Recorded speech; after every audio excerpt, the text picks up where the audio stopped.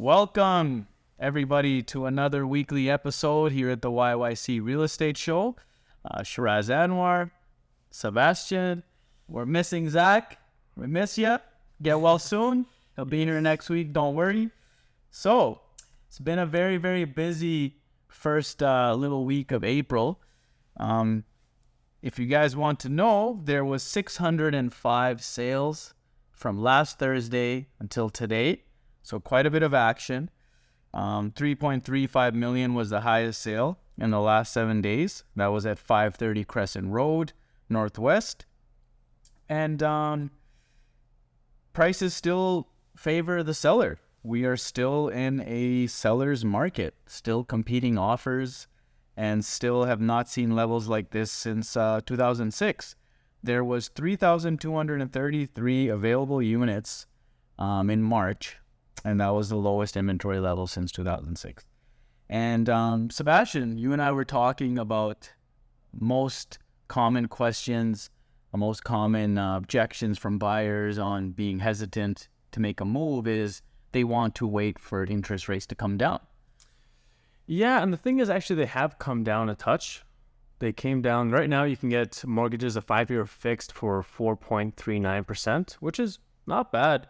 Considering the fact that, like, if you look at statistical interest rates, right, back in mortgage rates used to be like a steady like 8%, 10%, right? So even now, it's actually pretty good. It's actually pretty good. And the thing is, we can play with the market as it is now, right? And for the people who are waiting, you risk interest rates going even higher, right? Because if we go into an economical downturn or inflation goes up, sometimes they do have to raise the interest rates to control that.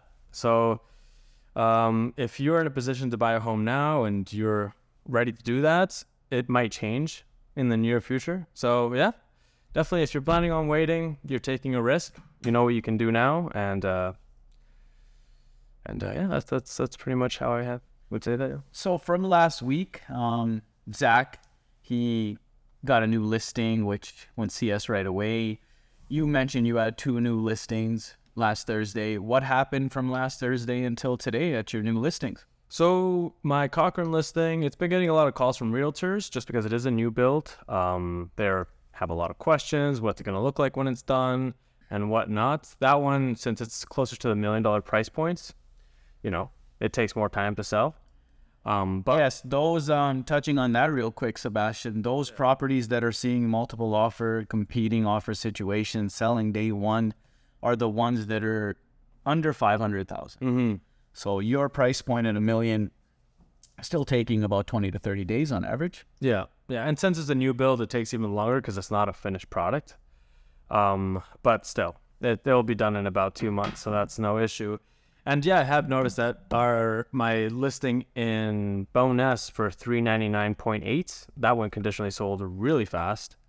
And it's still conditionally sold. We're still waiting on for the inspection to come through, right? And financing and whatnot. They still have their conditions. But if it doesn't sell with this buyer, another buyer is going to come through. I've had 5 other people who are interested in first if it comes back to the market. So yeah, that's kind of, it's going to fly. It's going to fly. Yeah, so that's exciting. Yeah, in this market, listings and sellers is where the power is. We all have buyers, including myself. I'll touch briefly on competing offer situations. So, all you buyers out there and fellow agents, a lot of tactic we're seeing right now is what's called, and very common in BC, told to us by the great Pablo Galvez, one of our mentors at the Green Group, escalation clause. So what this is you present an offer, 500,000 for example, but you put an escalation clause in the terms, 9.2 for example on the contract, and you say, I'm offering 500,000, but I will beat any other offer by $5,000 up to a maximum of 575,000. So what this is saying to the seller is, I'm a buyer. I'm willing to pay you up to a maximum of 575, and I'll beat any other offers up to that maximum by $5,000. But my initial offer to you is 500,000. Yeah, which is a great tool to use that a lot of realtors don't know about, because when your buyer has like, oh, I don't want to overpay for the property, this is how you protect that, right? You say, I'm going to be, like you said, $1,000 higher than any offer up to a certain amount. So that means that, Well, you want to be a little higher. Like, Yeah. you don't want to be just 1,000. You kind of want to be more attractive and to beat the other offer, right? Because one thing we always talk about, and Zach brushed on it last time, is that it's not always the highest offer. It's the one with the least amount of conditions. So let's say we wrote 550 and someone's 540, but they have absolutely zero conditions, a quick closing, the seller signs, it's done. Whereas my offer could be higher, but I want to do an inspection, right? Yeah. So do an inspection. So you will have to play with those three things: the condition, the price, possession date. Those are your three key factors to make yourself stand out and be more attractive. So right now we are in an insane seller's market, like we touched on.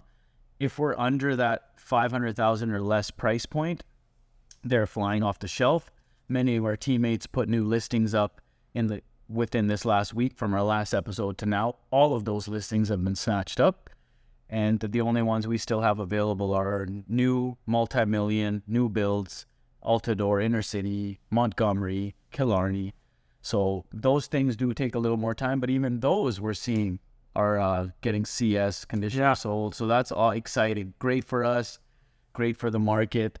So just excited that the spring's around the corner. This is the busiest time for everyone. Everyone wants to make their real estate moves in the spring, have their move in the summer, enjoy their new home, and have their kids or whatever start the new year. So this is the busiest time for real estate.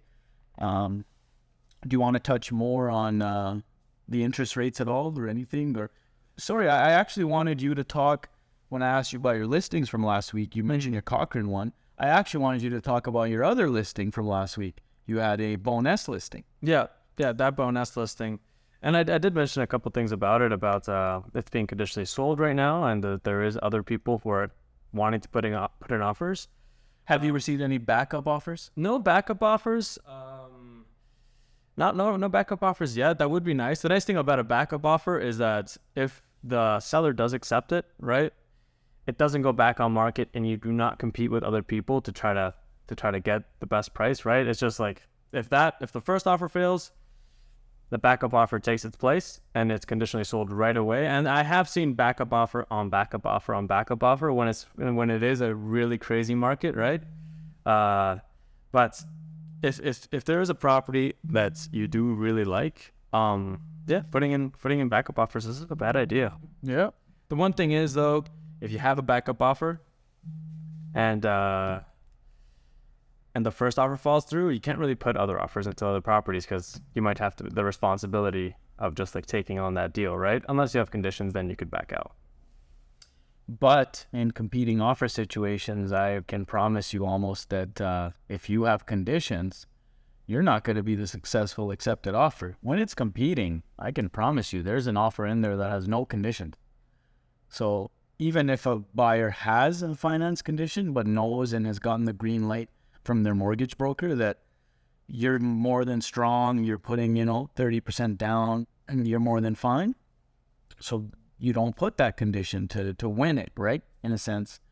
But the tough one is everyone wants to have the peace of mind and wants an inspection.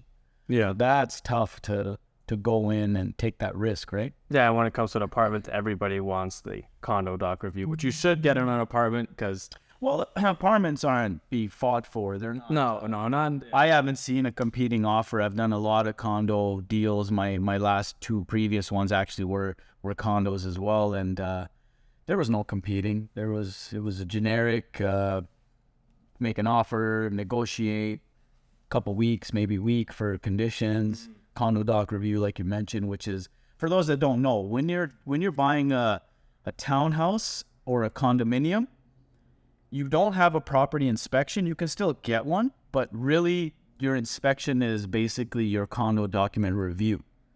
So you review the reserve fund study, you see the minutes and the budget and see what's being forecasted and planned for in that condominium complex, see how strong they've been managing the place and upkeeping the place, and what the maintenance schedule is like. So you have a peace of mind that, okay, I see that they've done quite a bit of the major work on this building. They've done strong contributions and have a healthy reserve fund. So I'll buy this and know that for 5 years, there shouldn't be anything coming up because they've taken care and allocated for the stuff they have planned. Like they'll go in depth and say, 50 years from now, we're going to do this. 20 years from now, we're going to fix this. 10 years, we're going to do a roof. In 5 years, we're going to recarpet the hallways. Next year, we're going to service the elevator, right? So all these things are what a condo document review entails. And it's essentially your home inspection for a condominium. Mm-hmm. And that peace of mind is knowing that you're not going to have major expenses coming into the following years, because those condo docs review will tell you with a certain, it's not, things change, right? Things happen, things break, right? But with some certainty, they do tell you, hey, in the next few years, you're going to have to pay this much out of pocket, a few $1,000s. I had one client who I helped buy an apartment in Okotoks. We did one condo doc review there. In the next 5 years, they had about $13,000 of expenses that they would have had to pay. Yeah. And then we moved to a different apartment complex, which they ended up buying in, which they're actually getting $3,000 back because of some issues that happened, and they had to sue the builder and the architect. Wow. Right? So my client bought the property, and now is getting money back. So that's, yeah. So it can be good as well, right? Yeah. No, I like that. Last week we brushed on, just for everyone's benefit, and it's always fun to kind of see what's happening, what's for sale in Calgary, and if there's been any movement. So from last time, still the highest one listed is 717 Royal Ave at $9.5 million. So that's still there. Plus that one way down in the south on 162nd Ave, that one's still there at $8 million. So those haven't moved, but like I mentioned before, in the last 7 days, there's been some high traction with the 609 sales. 3.35 was the highest, then 2.24, 2.15. So a lot of action. And then in the lower end, we had 127, 500 for an apartment, and then followed by 136,000. So still Calgary being so unique and having such a big spread for properties and what it can offer, right? You're a young adult and you want to get an apartment, you can look at the low 100s. And if you're, very established and have a family and have the means, you can look at something for, $8-9 million in Calgary. So yeah, but not one's going higher than that yet. what do you mean not much more higher? Well, I mean, because the most expensive one is 9 something, right? Yep. The most expensive. If we're looking for a $20 million property, I don't know if we got it for you. Unless you're looking for a whole apartment. Well, yeah. Then I can brush on that, and I can talk about commercial and talk about land. I mean, there is that availability for something that high. And that's one thing that's interesting about Calgary. Like, our population is 1 million, some 1.2 million, 0.3. What is that? I believe that's cool for us to check for everyone right now. My guess is Calgary's population is 1.4. What's your guess? 1.32. Because a lot of migration, everyone knows, in the last 2 years, right? To Calgary. So 1.336. Yeah, I know things. You know what you get? 1.32. Mine was 1.4. Yeah.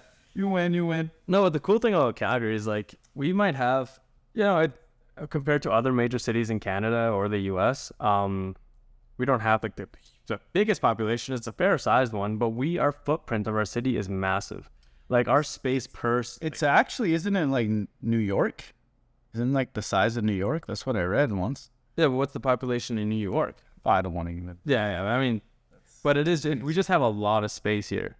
Yeah. Yeah, and it's growing fast.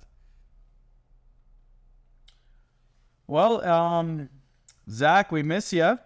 Normally he's coming in with his little 2 cents about a few things, and Aussie kid we got is rooting for the Flames. So exactly, his motivational speeches towards the Flames. Hopefully, they're getting the message. But let's talk like how much of a change. Last week we were March. It's a new week, and it's April now. First quarter of the year is done. I saw a little slow January. I saw a busy February, a very busy March, and now the way real estate curves go, this next quarter is going to be the busiest. Mm-hmm. April, May, and June, those are like the busiest. Busiest for Transactions. all general. Yeah. In general, like it's always been recorded April, May, June. This next quarter is always the busiest for real estate. So what are sort of the things you're doing to get ready for that as a real estate agent? Are you talking to your clients about that? I mean, a lot of people that were on the fence and always want to wait till spring to either list or wait till spring to make a purchase, so they're moving in better weather and it's an easier move for them. Talk to us about what your plans are to navigate as a real estate agent in these next busy months. Are you increasing your time? Are you increasing your actions? Are you increasing your open house hours? Yeah, definitely. I'm definitely doing all of that, right? And coming into this, so this spring season is the busiest for us realtors, right? And then this is when we're keeping in touch with all the clients, following up with them. A lot of people who said we're waiting till the spring to sell, getting in touch again, right? So it is taking a lot of actions. This is when we're most focused, right? And most committed to, I mean, we're always committed to our industry, right? But now is when things really ramp up. So yeah, I mean, if you have those goals for yourself, one of our mentors, Tim Green, said that you'll achieve almost 50% of your yearly goal in these next 3 months. So be ready, be geared up for it. I really like what he preached to us the other day, which was, set aside personal stuff in these next 3 months. Really focus on work. Kind of consider as yourself putting in overtime these next 3 months, and you'll reap the rewards and be able to relax at the end of the year. You should see that you've achieved your goals by the end, and you can kind of take your foot off the gas, so to speak, but be really geared up. And that also translates to our clients and the general public out there. If you are looking to make a move, yes, there's going to be more inventory coming our way, but remember that all the good ones are being snatched up day one. There is competing offer situations happening if you're around that 500,000 or less range. So be ready to pull the trigger. Interest rates are good. We were just talking that the fixed was 4.39, you said? yeah, you can get, depending on which lender you go with, you can get 4.39. Not all banks offer the same rates.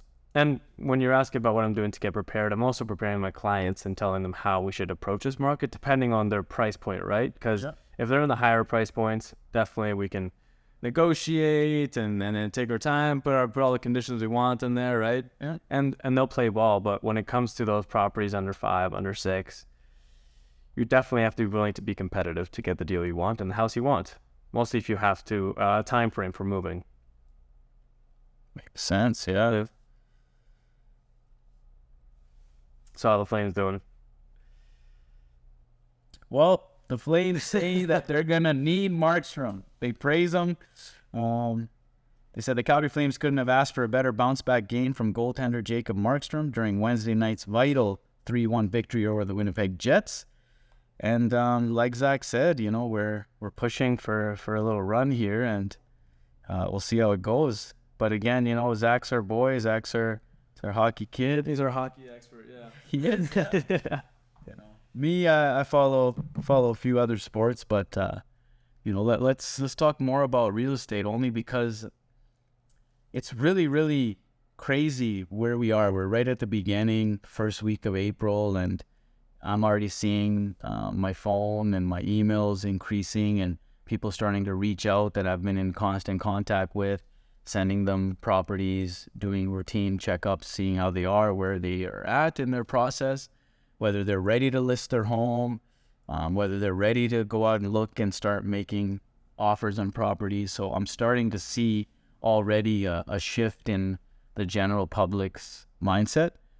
So I'm ready. I'm increasing my open house hours. I'm increasing my actions, and I'm keeping myself more available. I'm doing showings as soon as we're done here. I'm doing showings all the way until 8 p.m. tonight with 2 different clients. Tomorrow I have 3 different clients. So making sure I'm available and ready to help you make the best move. Okay, so what would be the advice you'd give to sellers right now who haven't sold yet, thinking about selling? Spring's here. What would you say? I would told them last month that now is a perfect time, and April's even a better time than before. Like everyone's waiting and thinking something's gonna happen and it's gonna go down, but I don't think so in the next 3-4 months, rest of this year, in my opinion, that it's gonna slow down. Perhaps next year, but again, we don't know. Yeah, we can't tell the future. So if the time is now. And what would you tell in that case? What would you tell buyers going into this very good market for sellers, right? What would you tell buyers? Be aggressive. Figure out your situation in regards to, can you put no finance condition?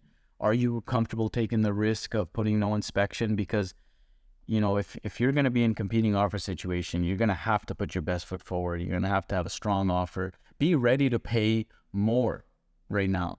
Be ready when you see that property that you really like. Don't wait. Because in a balanced market, you can wait. You can put it on your short list. You can wait a couple days. You can go look at other properties, circle back to that one, and keep in touch with it, and have your agent say, keep me posted if there's offers, then maybe we'll make one. But right now, if you're able to even go see the property, which sometimes you can't, like clients usually have work and a listing came up right away and we wanted to go see it at 5 p.m. and it was listed at 10 a.m. and we were messaging back and forth. And I said, well, can you meet me on your lunch break?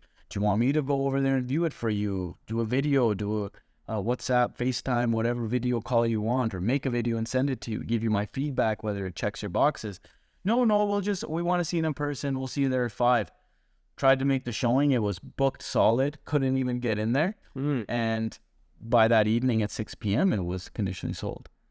So what I would say to buyers right now is be aggressive. If it checks most of your boxes, make a strong offer. Do not wait, because you may not have that opportunity again, and you might have to pay more for the next opportunity.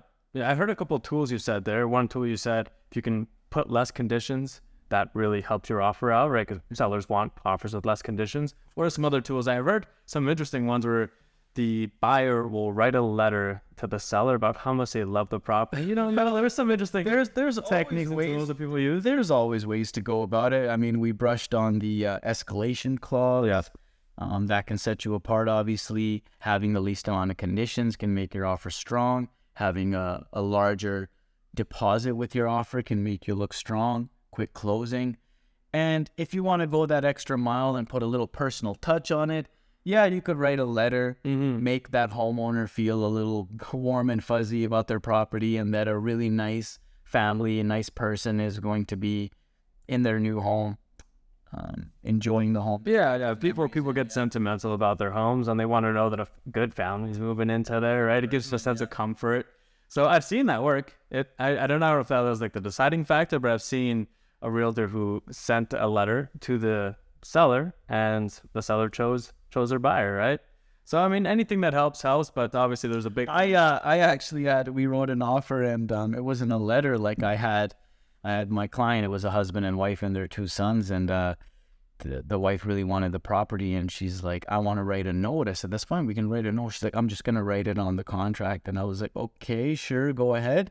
So she kind of wrote on the side of it with her really nice writing, just some loving notes, and like, I love what you've done with the property. It really shows that you have pride of ownership, and I will continue that pride of ownership. And we would really be honored if we could call your home our new home. And we were able to get it. Now, I don't know for sure if those little notes and a few little sentences on the actual contract set us apart, but it is an extra nice little touch, because sometimes when the homes are family homes and you can see that it's pride of ownership there, and they raise their kids there and have memories there, you want to kind of give them that peace of mind.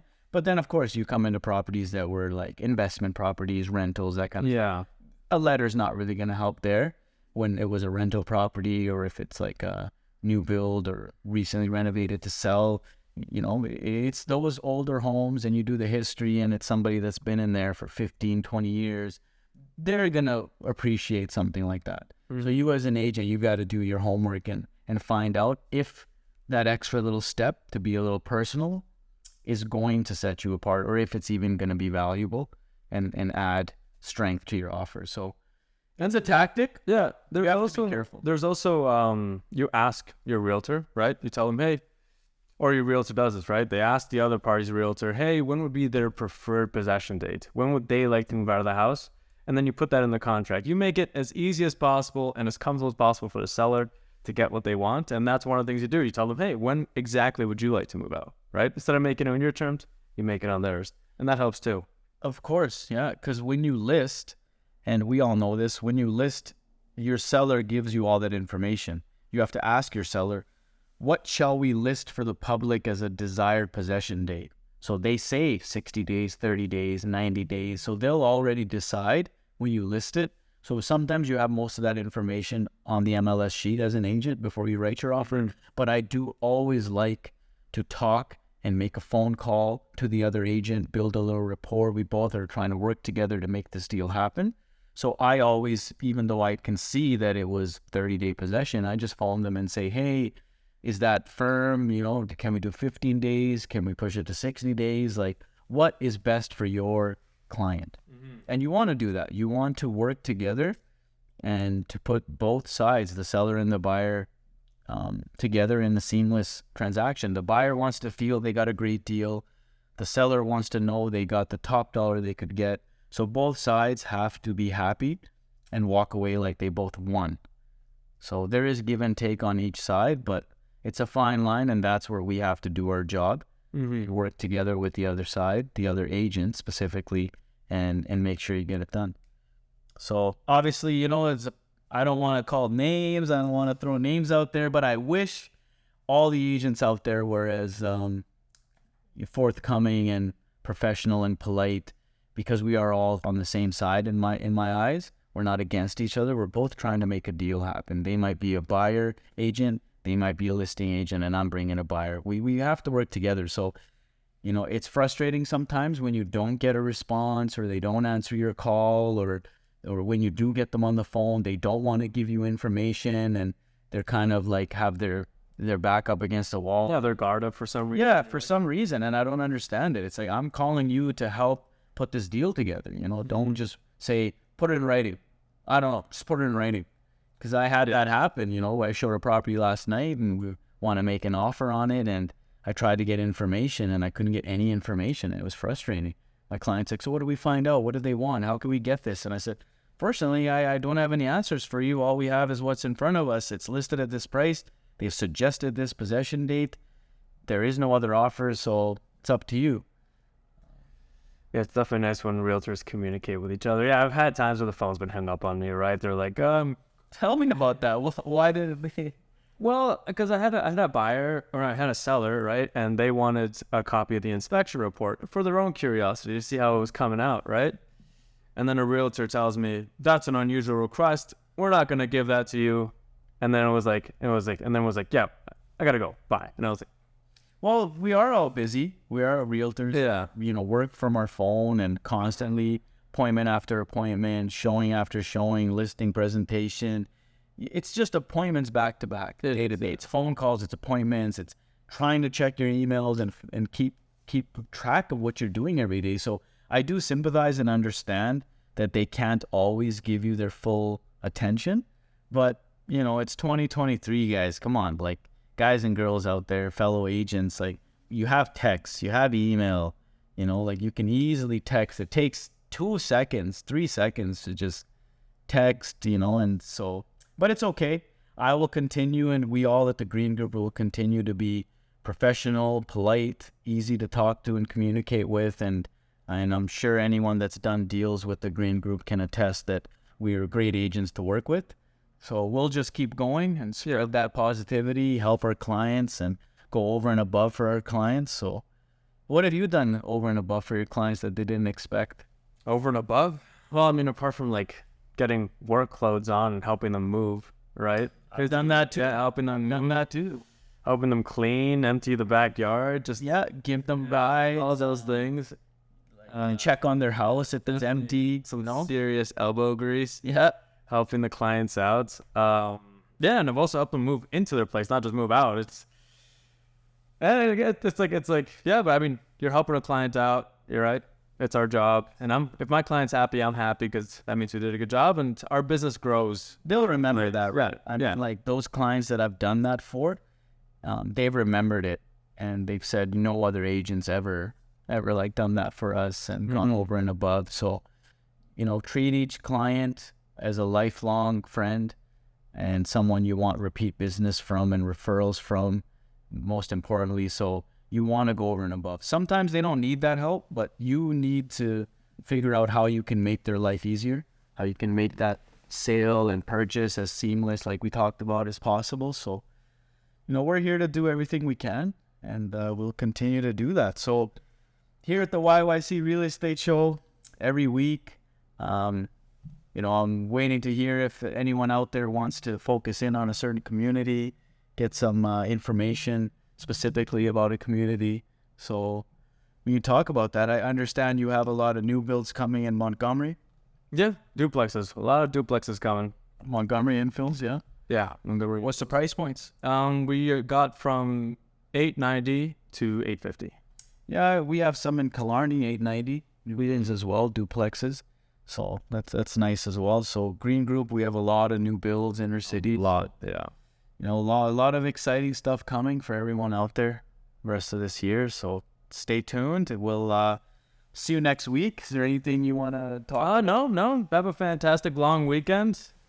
Should be a gotta be a great week at that. I mean, we work double digits. Yeah, double digits. Yeah. I'm working tomorrow. That's how the point started. So for the rest of you guys, enjoy your long weekend. No excuses for us to go see properties last minute, because I know you're not at work. Yeah. So All right on. But next week we'll have Zach, and we'll have a guest. Won't reveal the surprise of who this very, very special guest will be for next week, but we hope you all tune in, and thanks for your support. Signing off. Yeah. Take care.